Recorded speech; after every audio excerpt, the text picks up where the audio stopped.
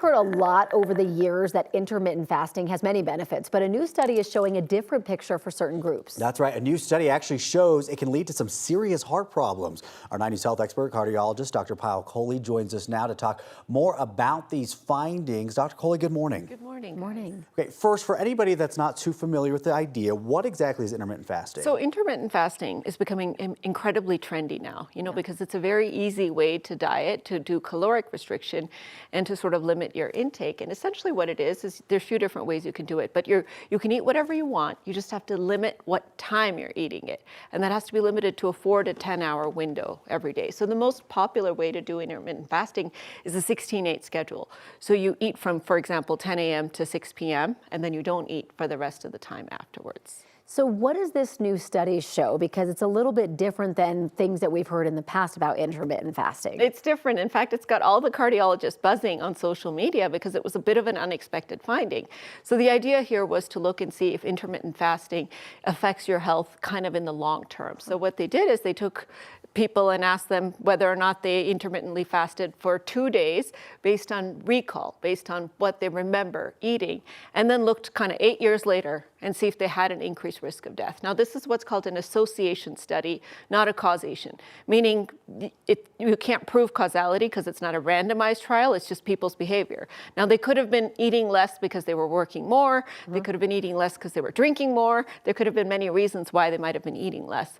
But essentially what it showed is that intermittent fasting for 2 days or eating sort of less than 8 hours was associated with a much higher risk of cardiovascular death 8 years later. But here's my problem with the study as a cardiologist. First, if I asked you guys, what did you eat 10 days ago?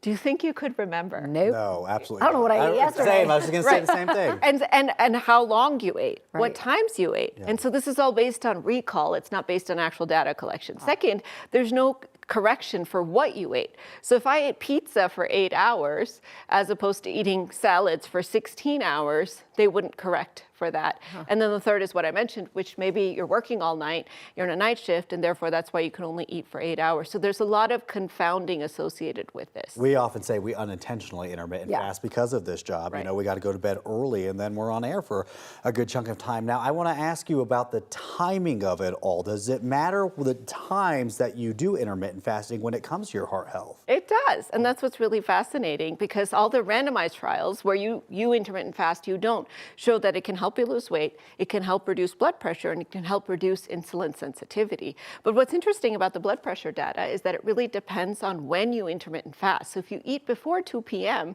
it kind of aligns your fasting with the circadian rhythm of your body so that it helps you excrete more salt, because that's kind of when your body's excreting the most salt is at that time. And then as you're starting to wind down for bed, you excrete a little bit less sodium. Okay.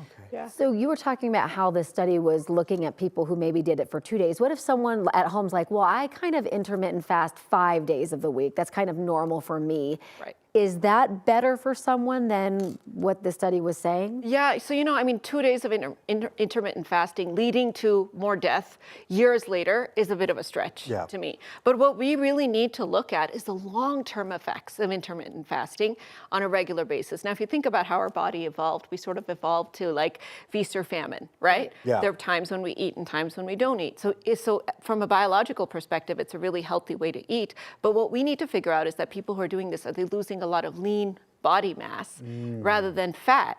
Initial studies tell us in the short term you lose a lot of fat, but if you're doing it over several years, does it affect your bone density? Does it affect your lean mass? Does it affect other sort of parameters? So I think we need more data on it right now.